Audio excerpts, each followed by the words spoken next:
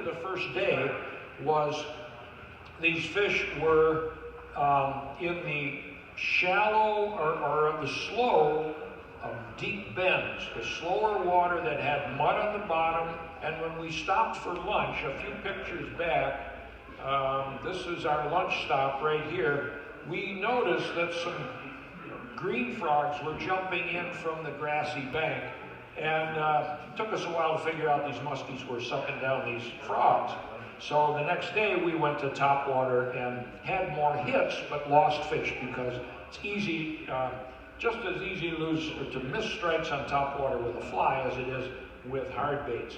The best day I ever had on the water was on the Chippewa, way upstream on the West Fork, 18 fish on, 12 boated.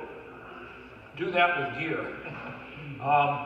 And we were fishing with Brad Bohan, and I said, what should I use? And he handed me this chartreuse, Buford he calls it, and he said, this is how they're gonna take it. He's a bit of a character, as you might imagine.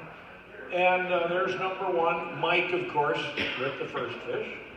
And I kept that Buford on all day, and Mike changed flies about every fish or every other fish. There's Mike with a different fly, number two. None of these fish are very big, but when you catch on a fly rod a half a dozen fish apiece, and they're, 28 to 35 inches, you don't care, you're having fun. There's my first one on the Buford. He's got it pretty deep in his mouth there. There's Mike, another fly. Again, he just likes to see what works, and he ties and sells these flies, so he's always changing flies. And we are in a kind of a widespread of the upper part of the West Fork of the Chippewa.